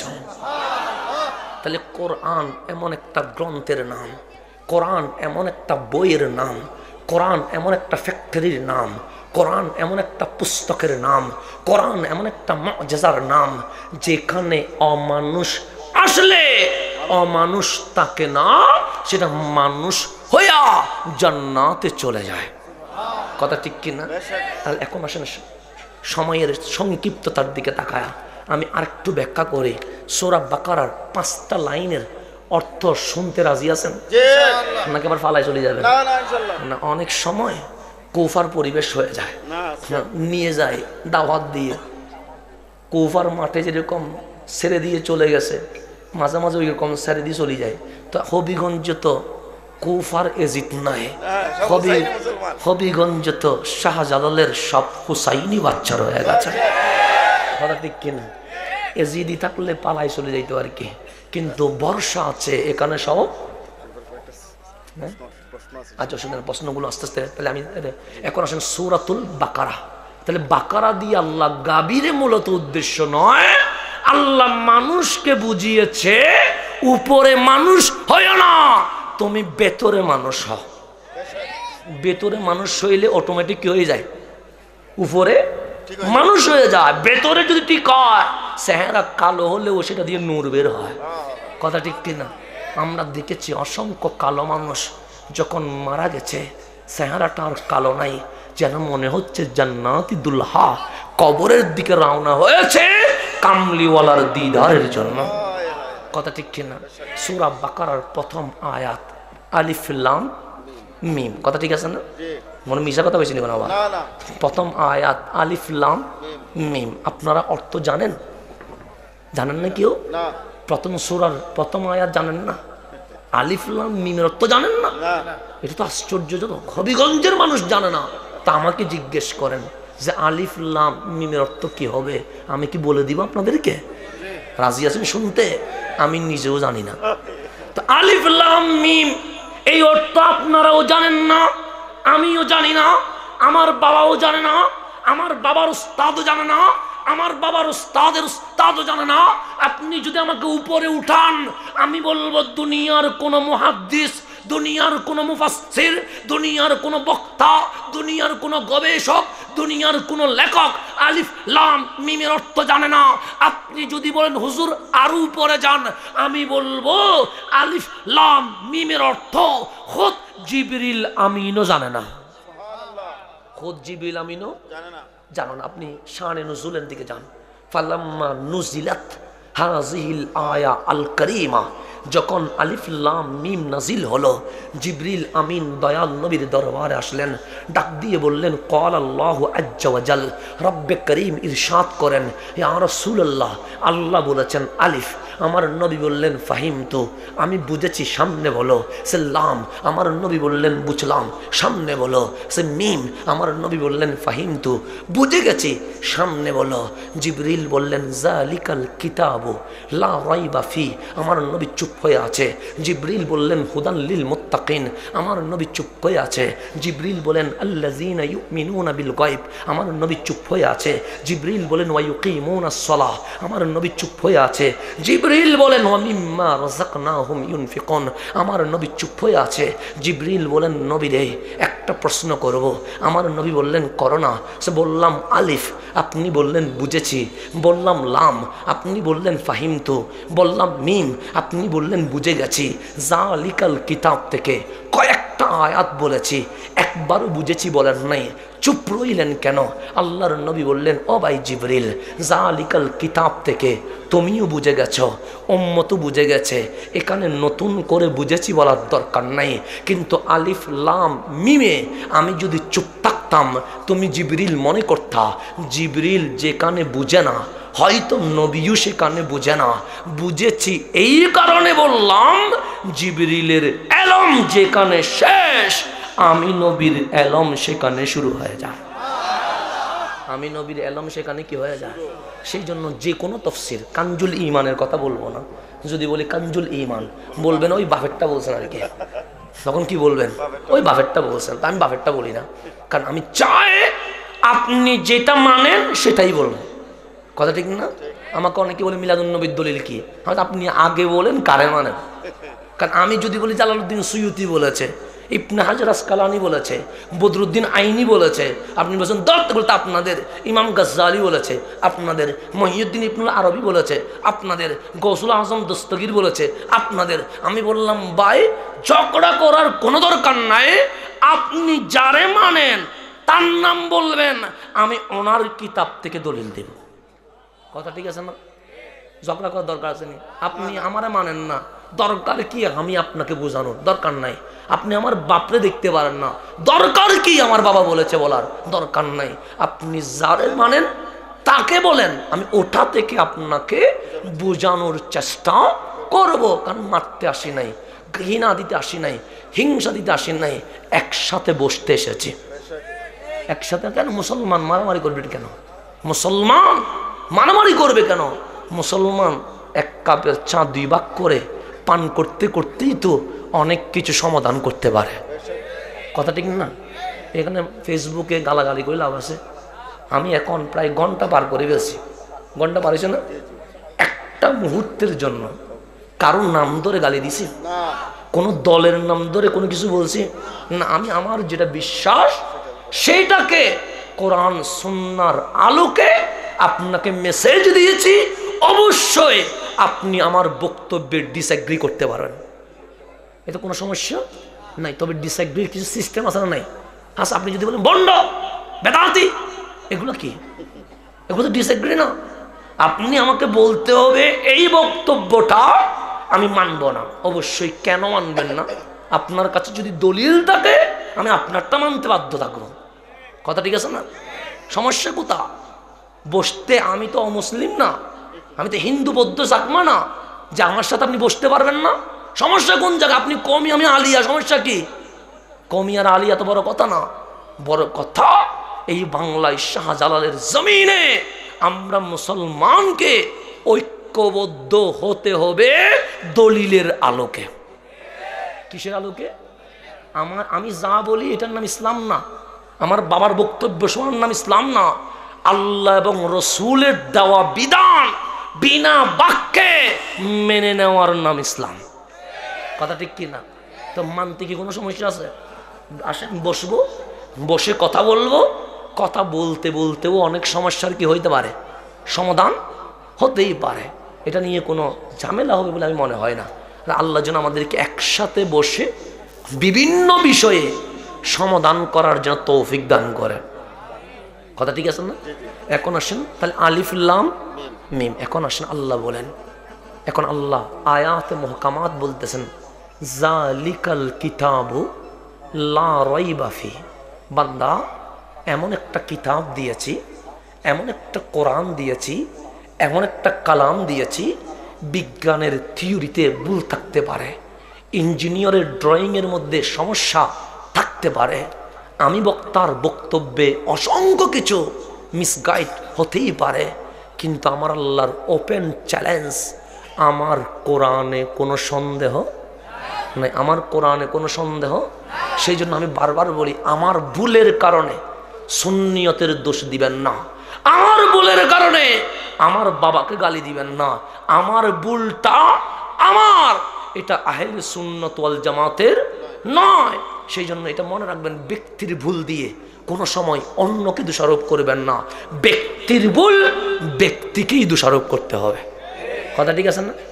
আমি সেজন্য কোনো দল ধরে গালি দেয় না। আমি যেটা ভুল সেটা বলি, এটা ভুল আমার দৃষ্টিতে কোরআন সুন্নাহর আলোকে এটা সঠিক মনে হয়েছে। এখন এই ক্ষেত্রে যদি অন্য কেউ কারো ছবি লাল চিহ্ন দে, দোষ কি আমার নেই? কারো গায়ে যদি জুতারটা বসাই দে, দোষ কি আমার? আমি তো ভাই এগুলো জানিও না। আমি সেই কালে আমি এত ইউটিউবও বুঝি না, ফেসবুকও বুঝি না। এবং কারো ছবিতে লাল মাল চিহ্ন মারছে কেন? আমার তুই হিংসুকে, তুই গীবত করস, তুই সমালোচনা করস। ভাই ভিডিও তো আমি দিই নাই, আমার সম্পূর্ণ বক্তব্যটা তো শুনবেন। আমি কি বুঝিয়েছি না শুনে গালাগালি করার কি আছে? করস চিহ্ন তো আমি দিই নাই, যে দিছে তার গালি দাঙ্গা। করস চিহ্নকে আমি দিছি নি কারো? আমি এখন এই পর্যন্ত কাউকে করস চিহ্ন দিছি না। আমি বলতে চাই প্লাস চিহ্ন। আসো বসি, কথা বলি, দলিলের মাধ্যমে সমাধান করে। কথা ঠিক না? তাহলে আলিফ লাম মিম যে কোনো তাফসীর উল্টাবেন। আমি কানজুল ঈমানের কথা বলবো না। তবে আপনি যদি বলেন প্রেম শিখবো, কি শিখবো? প্রেম শিখবো। কার সাথে? সকিনার সাথে না, মারজানার সাথে না, না, প্রেম শিখবো কামলিওয়ালার সাথে। কার সাথে? কামলিওয়ালার। তখন বলবো প্রেমের জন্য হলে তুমি কানজুল ঈমান পড়িও। তুমি কি পড়িও? কারণ তোমাকে কানজুল ঈমান শিখাবে। জমিন ও জমা तुम्हारे लिए, मकीन मका तुम्हारे लिए, चुनी चुना तुम्हारे लिए, बने दुजहा तुम्हारे लिए, हम आई हा तुम्हारे लिए। अपना के कंजुल ईमान शिकावे हाजियो आओ शहनशाह का रोजा देखो, कावा देख चुकी कावा का कावा देखो। कंजुल ईमान अपना के शिकावे आज ले उनकी फना, आज मदद मांग उनसे पर ना मानेंगे अगर क़यामत को मांग गया। मोहब्बत যদি চান কামলিওয়ালার, তবে আপনি কানজুল ঈমানটা পড়ে দেখবেন। কথা ঠিক আছে না? মারামারি বাজালি কেমনি কোনো ভাই? মারামারি বাজালি পড়িয়েন না, দরকার নেই ভাই মারামারি বাজার। আপনি আমি ঠিক হয়ে আগে। তাহলে আলিফ লাম মিম যে কোনো তাফসীর উল্টাবেন, সেখানে লেখা আছে আল্লাহু ওয়া রাসূলুহু আ'লাম। আলিফ লাম মিমের অর্থ জানে আল্লাহ, সৃষ্টির মধ্যে রসুল্লাহ। কিসের মধ্যে বললাম? সৃষ্টির মধ্যে। আর কোনো জামিলা আছে নি? সৃষ্টির মধ্যে রসুল্লাহ। জালিকাল কিতাবুল লা রাইবা ফি, এই কোরআনে কোনো সন্দেহ নাই। এখন সন্দেহ যে নাই, এটা দলিল লাগবে কি লাগবে না? লাগবে। প্রত্যেক কিছুর দলিল লাগবে। আমার বাবার নাম এটা, দলিল কি? জন্ম সনদ, যেটা আমার বাবা, এটার নাম হবিগঞ্জ, দলিল কি? কাগজে কলমে লেখা আছে এটার নাম হবিগঞ্জ, এটার নাম বাংলাদেশ, দলিল কি? এটা যুদ্ধের পর ৭১ লাল সবুজের পতাকায় লেখা আছে এটার নাম বাংলাদেশ। কথা ঠিক কিনা? তো প্রত্যেক কিছুর এভিডেন্স লাগে কি লাগে না? লাগে। এখন কোরআনে সন্দেহ নাই। দলিল কি? ডাক্তার ভালো, দলিল রোগী ভালো হয়। ইঞ্জিনিয়ার ভালো, দলিল বিল্ডিং সুন্দর হয়। শিক্ষক ভালো, দলিল ছাত্রগুলো ভালো হয়। এন্ড কোরআন বলছে আমার মাঝে কোনো সন্দেহ, দলিল কি? হুদান লিল মুত্তাকিন। ইমাম নসফি বলে আই আস সলিহিন, এই কোরআন যারা আল্লাহর ওলি আছে তাদেরকে হেদায়েত দান করে। তা আপনি যদি নবীর জামানা থেকে আজকে পর্যন্ত আল্লাহর ওলিদের দিকে তাকান, দেখবেন ওলিদের আকীদা এক এবং অভিন্ন। কথা ঠিক কিনা? আচ্ছা, হযরতে শাহজালাল ইয়ামানি রাদিয়াল্লাহু তাআলা আনহু, আবার রহমাতুল্লাহি আলাইহি, যেটা ইচ্ছা সেটা বলি, আমার মারামারি বাধা দিয়েন না। শাহজালালের সাথে হযরতে খাজা গরিবে নওয়াজের কি দেখা হয়েছে? হয় নাই। খাজা গরিবে নওয়াজের সাথে আমার গৌসে পাকের দেখা হয় নাই। আমার গৌসে পাকের সাথে হাসান বসরির দেখা হয় নাই। হাসান বসরির সাথে সিদ্দিক আকবরের দেখা হয় নাই। কিন্তু আপনি যদি হিসাব মিলান, আল্লাহর ওলি যেখানেই আছে সকল ওলিদের আকীদায় কোনো মতবিরোধ নাই। ওলিদের আকীদা এক রকম হওয়া, এটাই দলিল। আল কোরআনে কোনো সন্দেহ নেই।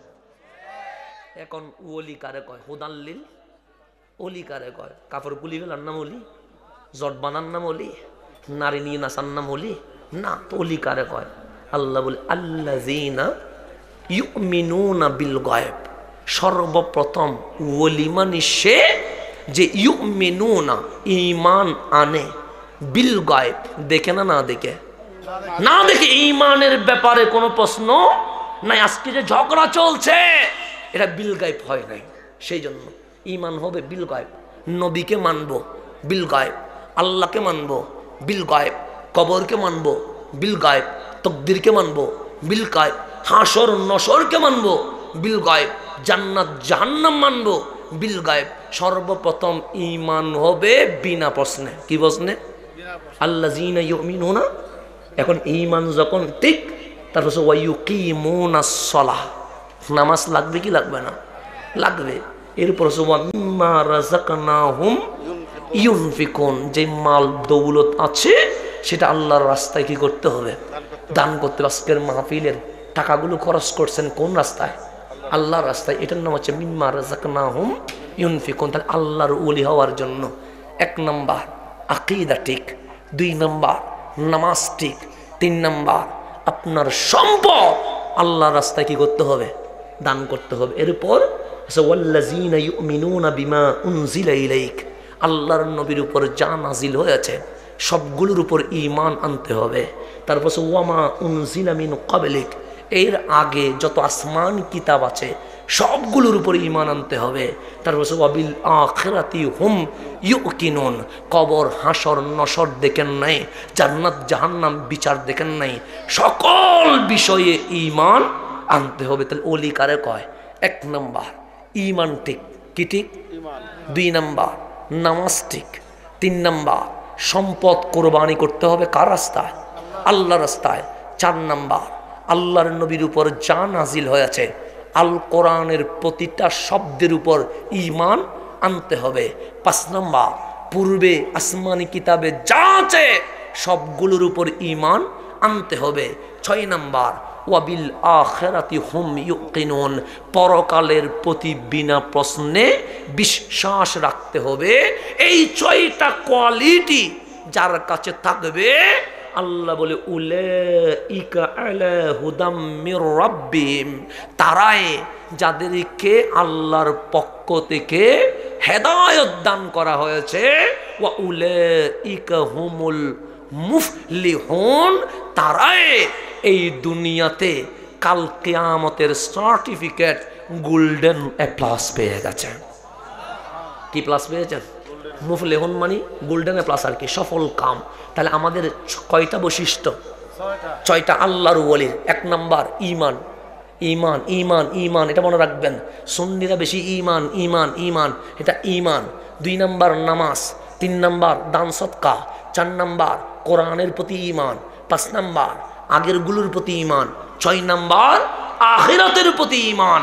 এই 6টা কোয়ালিটি যার কাছে আছে, আল্লাহ বলে উলাইকা হুমুল মুফলিহুন, তারাই দুনিয়াতে সফল কাম হয়ে আল্লাহর ওলি হয়ে গেছে।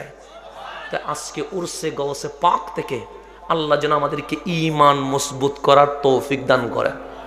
2 নাম্বার ঈমান ঠিক রেখে আমলগুলো ঠিক মতো করার তৌফিক দান করে। তাহলে আজকে উরস সফল কাম হবে। আল্লাহ তাবারক ওয়া তাআলা আজকের মাহফিলকে কবুল করুন। হযরত আমির মুআবিয়া রাদিয়াল্লাহু আনহু একটা কিছু প্রশ্ন আছে, আমি সংক্ষিপ্তভাবে বলছি। হযরতে আমির মুআবিয়া রাদিয়াল্লাহু তাআলা আনহু কি নবীজির সাহাবী ছিলেন? একটা জিনিস মনে রাখবেন, যারা মুনাফিক, যারা কি মুনাফিক, ওনারা প্রত্যেকেই নামসহ সুস্পষ্ট, নামসহ। কিন্তু হযরতে আমির মুআবিয়া রাদিয়াল্লাহু তাআলা আনহু, ওনার নাম মুনাফিকের লিস্টে নয়, যে সাহাবিয়তের লিস্ট আছে সেখানে রয়েছে। 2 নাম্বার আপনার ফতোয়া, ইতিহাসের নাম ইসলাম নয়, দয়াল নবী যা বলেছে তা মেনে নেওয়ার নাম কি? ইসলাম। এখন গভীর মনোযোগ, মুনাফিককে আপনি চিনবেন না রসুলে চিনবে? কে চিনবে? মুনাফিক কে চিনবে? রসুল কোনোদিন মুনাফিকের সাথে আত্মীয়তা করবে? রসুল মুনাফিকের ঘরে যাবে? রসুল মুনাফিকের সাথে লেনদেন করবে? কারণ যেখানে মুনাফিকের জানাজা জায়েজ নাই, সেখানে আত্মীয়তা করা জায়েজ আছে। আল্লাহর নবী নিজে হযরতে আমির মুআবিয়া রাদিয়াল্লাহু তাআলা আনহুর বোনকে বিয়ে করছেন।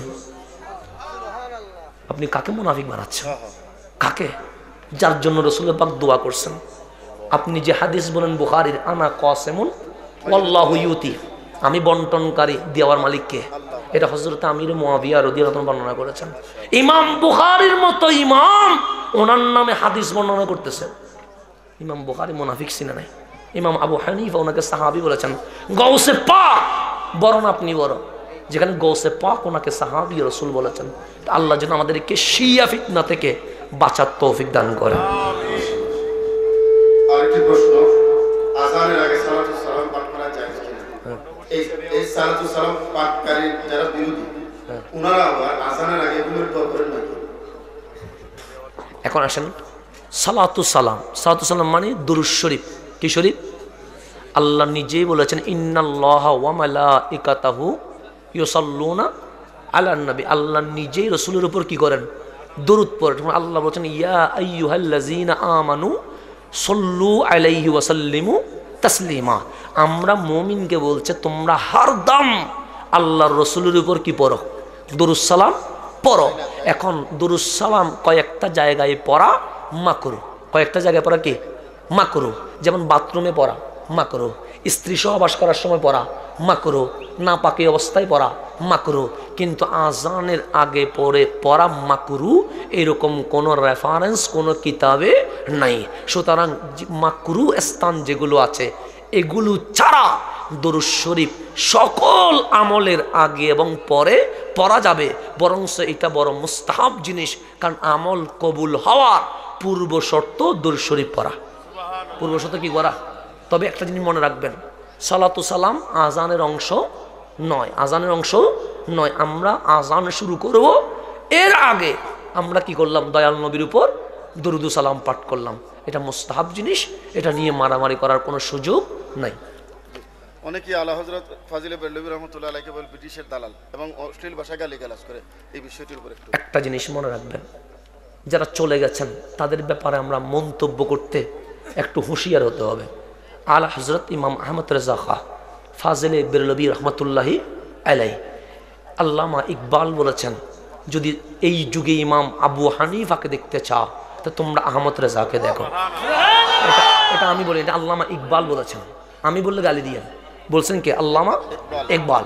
উনি এত বেশি ব্রিটিশদের বিপরীত ছিলেন যে ডাকের মধ্যে দেখে না কতগুলা, সেখানে রানীর ছবি ছিল। হজরতে আলা হজরত রানীর ছবিটাকে কি করে দিতেন? উল্টায়া দিতেন। এত বেশি ব্রিটিশ বিরোধী ছিলেন এবং উনি ব্রিটিশদের বিপক্ষে মুক্তির কামনায় অসংখ্য কিতাব পর্যন্ত লিখে গেছেন। সুতরাং এইসব কথা বলে শুধু শুধু মুসলিম উম্মার ভিতরে কোনো বিরোধ না করেন। আলা হজরত উনি কে? যিনি কাদিয়ানীদের বিরুদ্ধে সর্বপ্রথম কিতাব লিখেছেন। আলা হজরত উনি কে? যিনি বাতিলদের বিরুদ্ধে সর্বপ্রথম কিতাব লিখেছেন। আলা হজরত উনি কে? যিনি বলেছেন আমার ডান হাত দয়াল নবীর শান লিখে আমার বাম হাত মুস্তাকের রাসূলের জবাবের মধ্যে কলম চালিয়ে দেয়। তো সুতরাং আপনি নাই মানতে পারেন, কিন্তু তাই বলে একটা মিথ্যা তোহমত দিবেন না। ব্রিটিশদের বিরুদ্ধে আলা হজরতের অসংখ্য লেখনী আছে এবং মুজাদ্দিদ আল ফেসানির সাথে যিনি ঐক্যমত ছিলেন উনি ইমাম আহমদ রেজা। অনেকেই মুস্তাফা জানের রহমত পে লাখো সালাম এই সালামের বিরোধিতা করেন। একটা জিনিস মনে রাখবেন, এটা জায়েজ কিনা? বা আমাদের মুস্তাফা জানে রহমত পে লাখো সালাম। মুস্তাফা জানে রহমত মানে আমার নবী রহমতুল্লিল আলামিন, ওনাকে বলা হয়, ওনার উপর আমরা কি করছি? লাখো সালাম দিচ্ছি। এখন সালামটা আমাদের বাংলাদেশে দরুদ শরীফ নিয়ে মারামারি আছে। কেউ বলেন দরুদ ইব্রাহিম ছাড়া অন্য কোনো দরুদ পড়া যাবে না। তাদেরকে বলবো, তারা যে রেফারেন্সটা দিচ্ছে, বুখারী শরীফ থেকে, মুসলিম শরীফ থেকে, সেখানে কি লেখা আছে? ক্বালা ক্বালা রাসূলুল্লাহি সাল্লাল্লাহু আলাইহি ওয়াসাল্লাম। তো রাসূলের নাম বলে এখানে দরুদ ইব্রাহিম লেখা নাই কেন? এখানে লিখছে কি? সাল্লাল্লাহু আলাইহি ওয়াসাল্লাম। এখানে সাল্লাল্লাহু আলাইহি ওয়াসাল্লাম লিখছে কেন? আবার সাহাবায়ে কেরাম আসসালাতু ওয়াসসালামু আলাইকা ইয়া রাসূলুল্লাহ বলেছেন এবং মসজিদে নববীর দরজায় সেখানে বড় করে লেখা আছে আসসালাতু ওয়াসসালামু আলাইকা ইয়া রাসূলুল্লাহ। এখন আপনি দরুদুস সালাম যেই ভাষায় হোক, বাংলায় হোক, উর্দুতে হোক, আরবিতে হোক, যেভাবে করলে সুন্দর হয় প্রত্যেকটা সেই ভাষায় আমার নবীর উপর দরুদুস সালাম পড়া যাবে, এতে কোনো সন্দেহ নাই। রাসূল করিম সাল্লাল্লাহু আলাইহি ওয়াসাল্লামকে বিশ্বনবী বলা যাবে কিনা? রাসূল করিম সাল্লাল্লাহু আলাইহি ওয়াসাল্লামকে বিশ্বনবী বলা যাবে কিনা আমরা সরাসরি এটার বিরুদ্ধে ফতোয়া দেই নাই। তবে আমরা এটাই বলেছি বিশ্বনবী বলা এটা আদবের খেলাফ। কিসের খেলাফ? আদবের খেলাফ। কেন? আল্লাহকে কি আপনি বিশ্ব আল্লাহ বলতে পারবেন? কেন? আল্লাহ রব্বুল আলামিন। যতগুলো বিশ্ব জগৎ সমূহ আছে সবগুলোর রব হচ্ছে কে? আল্লাহ। আল্লাহ বলেন আপনি রহমতুল্লিল আলামিন। তো আপনি বিশ্ব নবী না বলে নবী শানে দয়াল নবী বলেন, রহমতুল্লিল আলামিন বলেন, সৈয়দুল মুরসালিন বলেন। যেই শব্দগুলো ইউজ করলে বেয়াদবিমূলক আচরণ হয়, তো সেই রকম কোনো শব্দ নবীর শানে ইউজ করা উচিত নয়। আল্লাহ যেন আমাদেরকে বুঝার তৌফিক দান করেন। মোমবাতি জ্বালানো, হ্যাঁ, মাজারে মোমবাতি, কারেন্ট আছে, বাতি আছে, বাল্ব। না, এটা একটা জিনিস মনে রাখবেন, আমি আগেও বলেছি আমরা বন্ডামির সাথে নাই। কারেন্ট আছে, লাইট জ্বলছে, সেখানে মোমবাতি জ্বালানো অপচয়।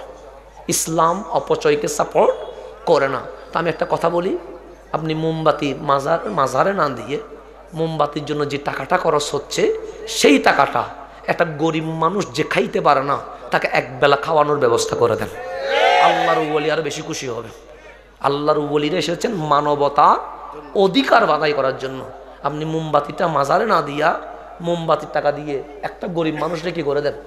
একবেলা খাওয়ান। আল্লাহর ওলি আপনার উপর আরো বেশি খুশি হবে। কারণ মোমবাতি জ্বালাইছেন, উনি রাগ করবে, কারণ লাইট আছে। আপনি মোমবাতি জ্বালাইয়া কি হবে? আল্লাহ যেন আমাদেরকে বোঝার তৌফিক দান করে। অপচয় করবেন না। মিলাদুন নবীর সময় আলোকসজ্জার ব্যাপারে লাইটিং, হ্যাঁ, আমাদের কারণ আমরা মিলাদুন নবী উপলক্ষে লাইটিং করা জায়েজ আছে কিনা একটা জিনিস মনে করবেন। আমরা মিলাদুন নবী করি কয়দিন? একদিনে করি, মানে সারা বছর করি। কিন্তু হবিগঞ্জ যেদিন আজকে হচ্ছে, এই মাহফিলটা আবার হলে আরো 1 বছর পরে হবে। তাহলে আমরা লাইটিং করছি কয়দিন?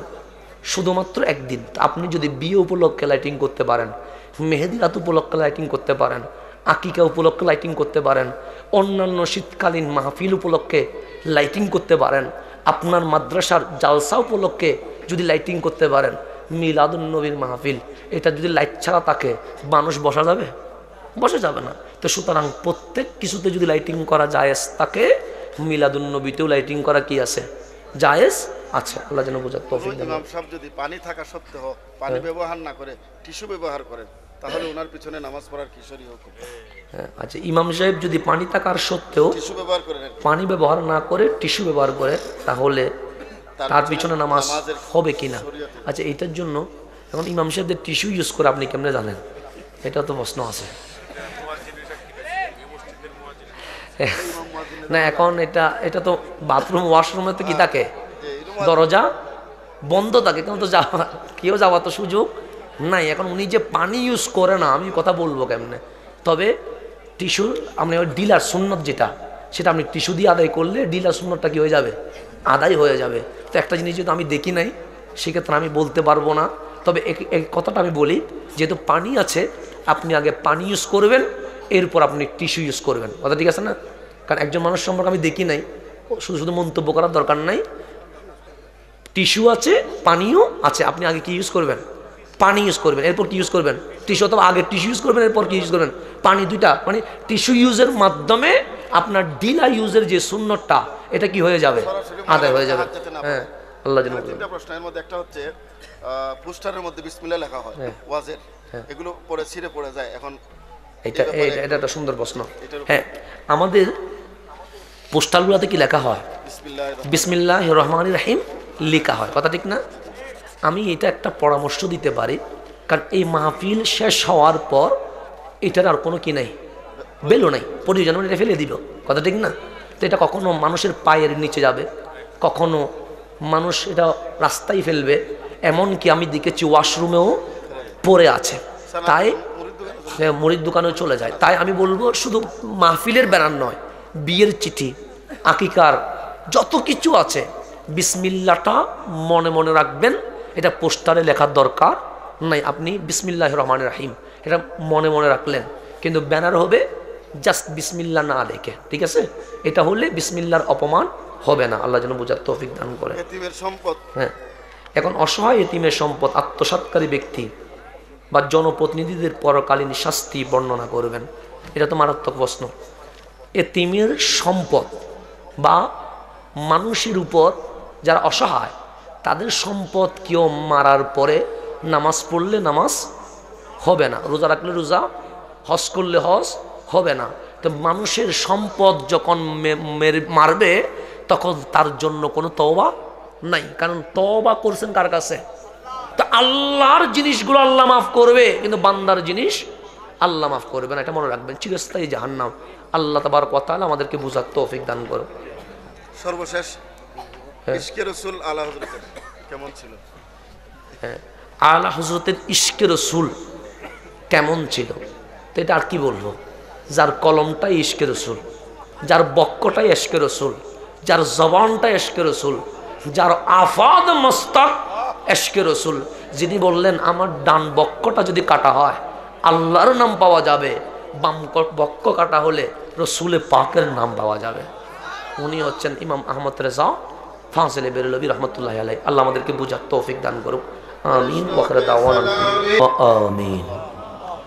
আলহামদুলিল্লাহি রাব্বিল আলামিন والصلاة والسلام على أشرف الخلق سيد المرسلين وعلى آله الأطهار وأصحابه الأخيار وأتباعه الأبرار إلى يوم الدين।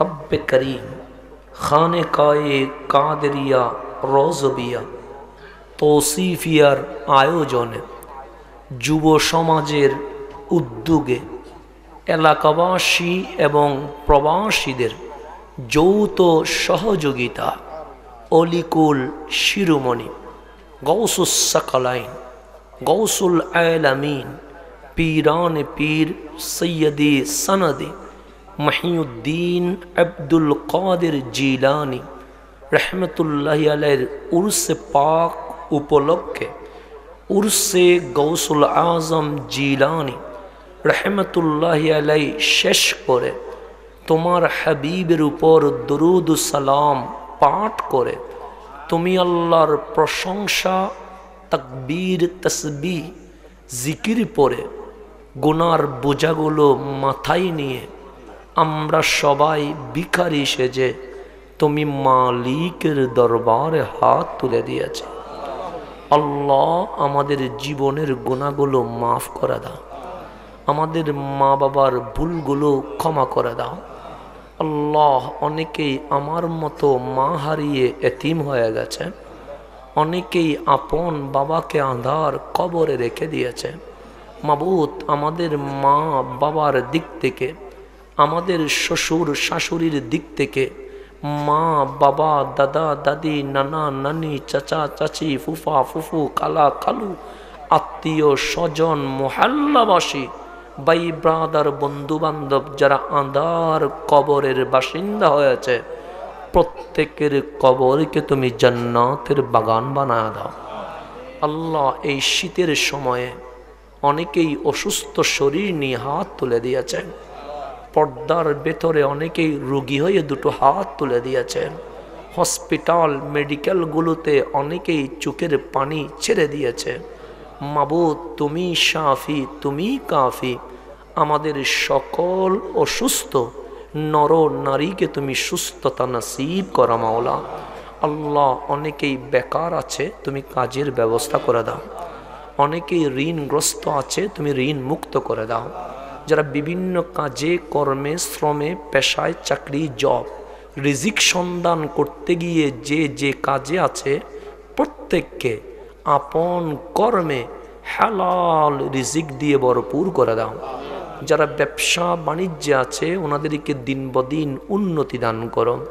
যারা বিদেশের মাটিকে আপন করে প্রবাস জীবনকে সঙ্গী করে আমাদেরকে ছেড়ে প্রবাসী হয়ে আছে প্রত্যেক প্রবাসীকে তোমার আমানতে সালামতে হেফাজতে কবুল করে নাও।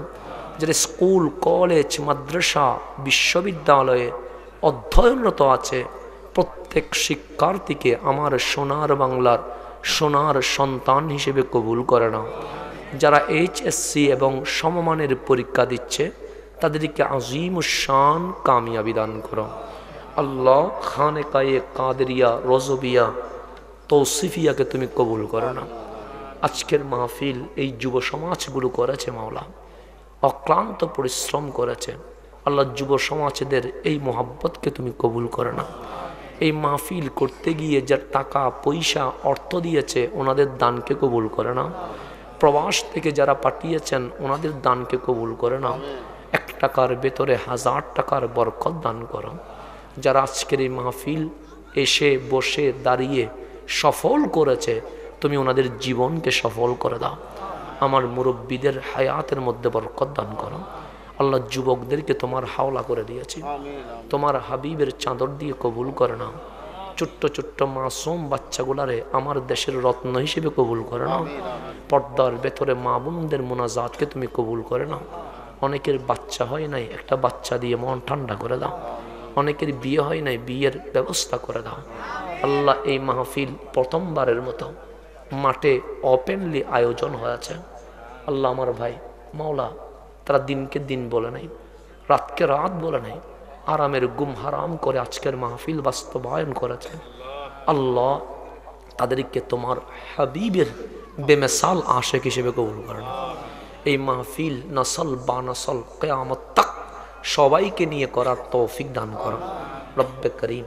আল্লাহ আমার সাথে উলামায়ে ইজাম আশরাফুল ওয়াদুদ হুজুর সহ ডানে বামে আলেমগণ হাত তুলে দিয়েছেন। আমাদের আলী আহমদ আল কাদরি সাহেব সহ মদিনার মেহমান এসেছেন। আল্লাহ এভাবে অসংখ্য উলামায়ে কেরাম হাত তুলেছেন। উলামায়ে কেরামের হাতের ওয়াসিলায় আমাদের মোনাজাতকে কবুল করে নাও। যারা সমস্যায় আছে সমাধান করে দাও, পেরেশানগুলো দূর করে দাও, টেনশনগুলো মুক্ত করে দাও। সকলকে সুকময় জিন্দেগি দান করো। হাসবুনাল্লাহু ওয়া নি'মাল ওয়াকিল, নি'মাল মাওলা ওয়া নি'মান নাসির।